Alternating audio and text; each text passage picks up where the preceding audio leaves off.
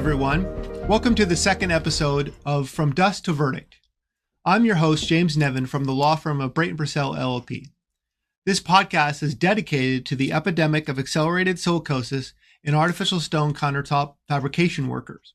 In each episode, we explore important topics and issues about this occupational health epidemic, as well as the associated lawsuits. In this episode 2, we're going to discuss the hidden dangers of artificial stone. We explore why artificial stone countertops pose significant health risks.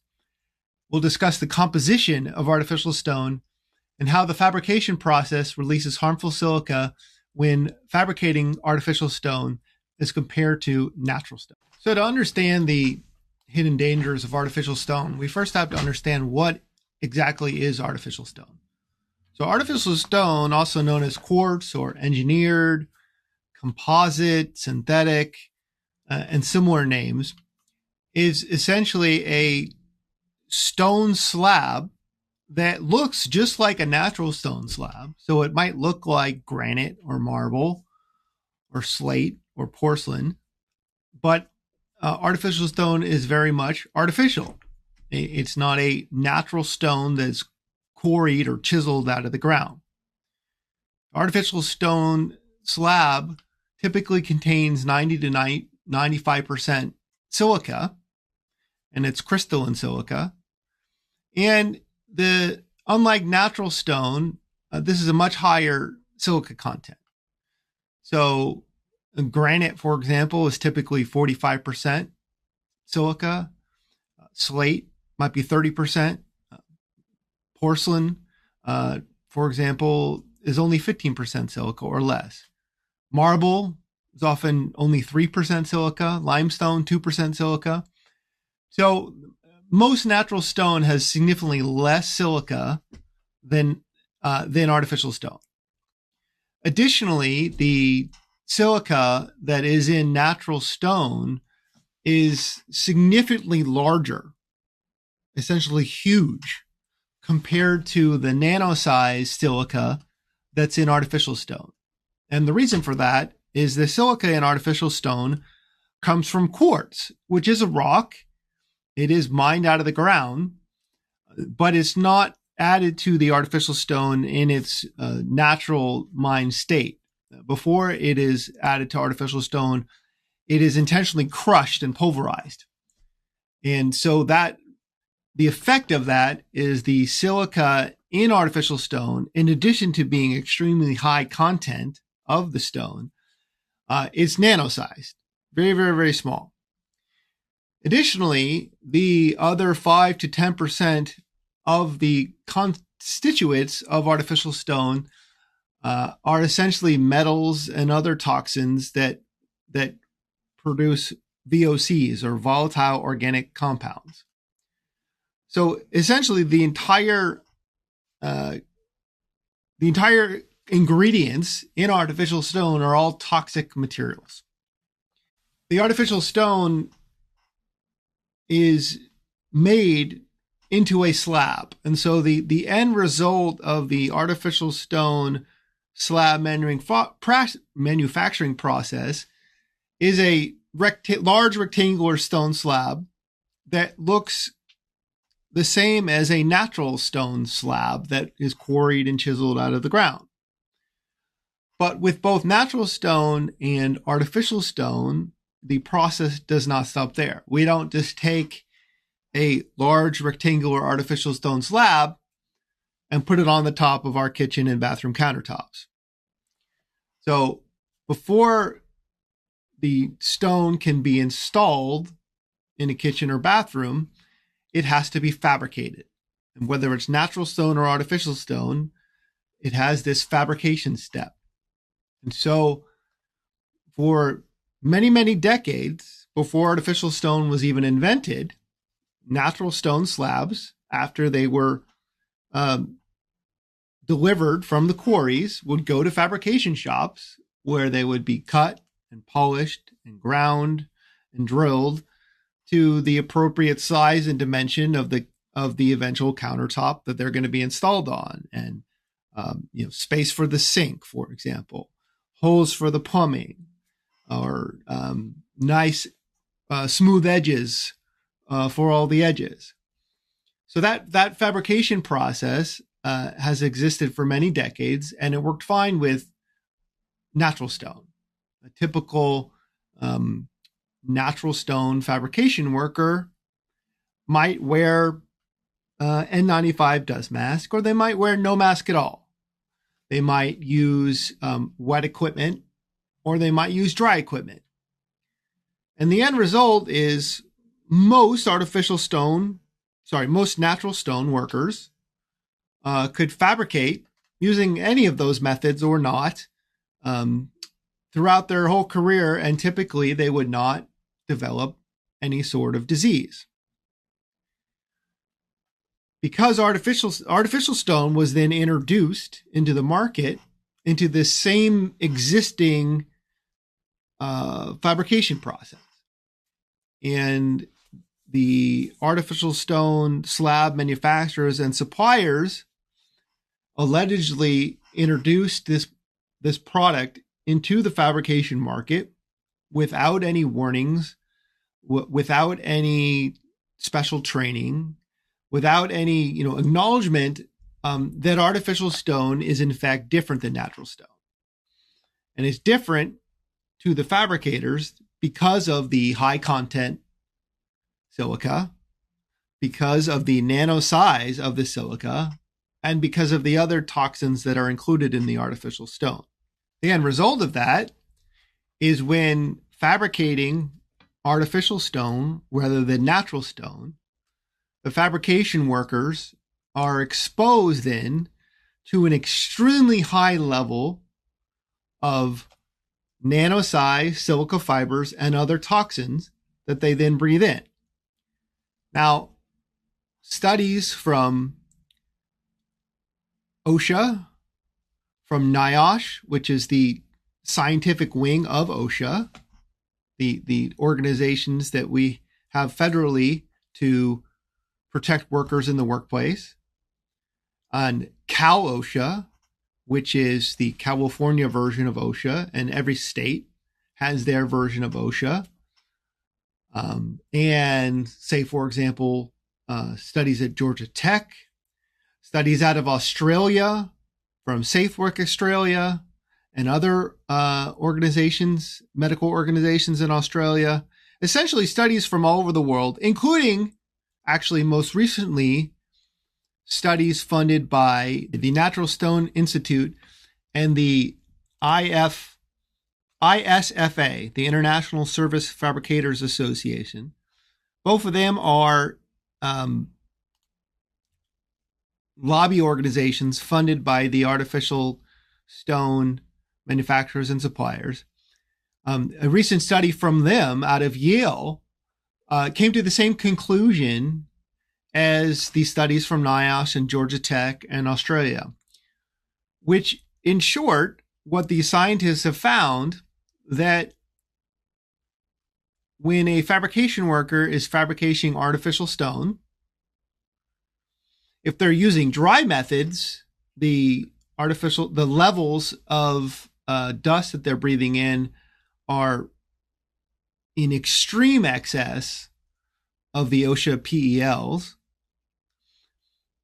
But also, when using wet methods, which are the dust control methods recommended by the artificial stone slab manufacturers and suppliers, so wet methods being wet equipment, for example, wet saws and other wet tools. When using wet equipment to fabricate artificial stone, unlike natural stone, all these studies, including the studies out of Yale from the slab manufacturers, have found that the levels are still far above the PEL, even with wet methods. The PEL, also known as the permissible exposure level, is a level that OSHA sets, and other global organizations have similar levels that they set throughout the world. But the PEL specifically is the level that OSHA sets of allowed level of any toxin or carcinogen in the workplace. And they have this for many, many different toxins and carcinogens. So, for example, there's one for asbestos. There's one for beryllium. There's one for benzene. But in focusing on the PEL for silica, the PEL for silica, just like PELs for other toxins and carcinogen, is not intended to represent a safe level. It's simply a regulatory level, a compromise between scientists and industry, where scientists will say, the level should be 0, and industry says, well, you're going to put us out of business. And so they compromise at a level and say, well, the level at least has to be below this. So the PEL for silica, first off, is not a safe level. It's also a very old level. It was established long ago based on natural stone. So it wasn't even designed to address artificial stone. But even applying this out-of-date level that is still too high and is still not intended to be a safe level, when fabricating artificial stone, even with wet methods, the levels are above that. But the problem is that at this point, every geography, so pick a country, pick a state, pick a city, on a various different timelines, artificial stone has displaced natural stone in the market. Because to a consumer wanting a beautiful kitchen or bathroom countertop, artificial stone generally is a little bit better than natural stone. It's not actually cheaper. However, it's more durable. It's more scratch resistant. It's more uniform. It tends not to crack. And so consumers, not knowing the risk to fabrication workers by the introduction into their fabrication shop of this artificial stone product instead of natural stone, the consumer doesn't know that it's posing a risk to workers, so the consumer prefers that product. The end result is that many fabrication shops no longer fabricate any natural stone, or to the extent that they still fabricate natural stone, it's much less natural stone. And for the most part, they're fabricating this high silica, nano-sized silica, and other toxic compound product, artificial stone. So the end result of that, according to numerous peer-reviewed published medical literature from around the globe, is there has been not just an epidemic, but a pandemic of accelerated silicosis among artificial stone fabrication workers. First in other countries such as Israel, Italy, Spain, China, Australia, but now also in the US. And so we've seen more recently, as artificial stone has become more popular in the United States, a new epidemic of artificial stone accelerated silicosis in fabrication workers in the US. And so, for example, in California, the CDPH, which is the California Department of Public Health, now maintains a engineered stone silicosis surveillance dashboard. That's at www.cdph.cal.gov.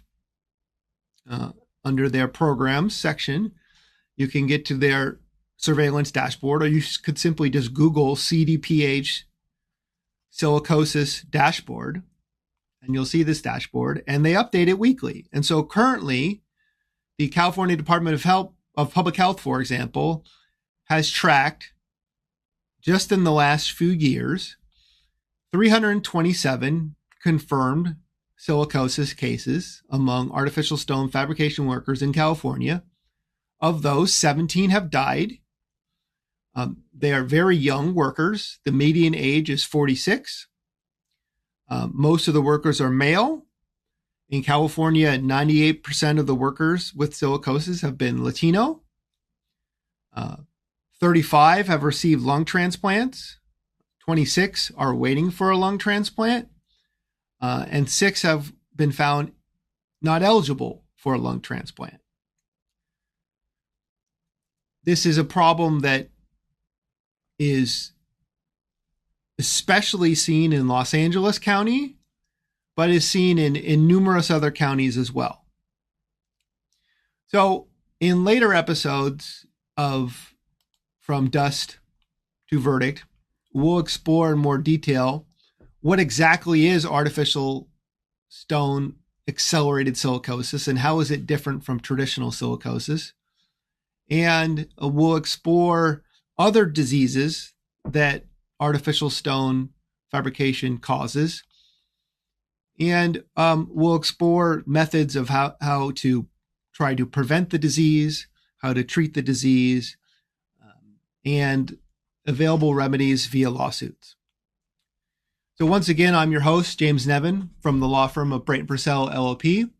I want to thank you for tuning in to this episode of From Dust to Verdict. And remember to like and subscribe. Thank you. This podcast contains subjective commentary and opinion-free speech intended to provoke thought and discussion. Investigative commentary intended to shed light on matters of public interest to inform the audience and encourage civic engagement, accountability, and transparency. Findings that are a result of diligent research, fact-checking, and analysis of publicly available material, including news reports, public records, interviews, personal research, experiences, published peer-reviewed medical and scientific literature, published governmental health authority regulations and findings, and other accessible sources. Any conclusions drawn reflect the creator's interpretation of that information and are presented in good faith, and are not intended to malign, defame, or harm the reputation of any individual, group, company, or entity, but rather are intended to be allegations acknowledged to be disputed by artificial stone slab manufacturers and suppliers. The speech herein is protected under the First Amendment of the U.S. Constitution. Litigation privilege, CA-CC 47B. Fair reporting privilege, CA-CC 47D1. Anti-SLAPP, CCP 425.16. And fair use doctrine, Section 107 of the Copyright Act of 1976. This podcast and all content herein are exclusive property of Brayton Purcell LLP and are protected under applicable copyright and trademark laws. Unauthorized use, reproduction, distribution, or exploitation of this content in whole or in part without express written permission is strictly prohibited. All rights reserved.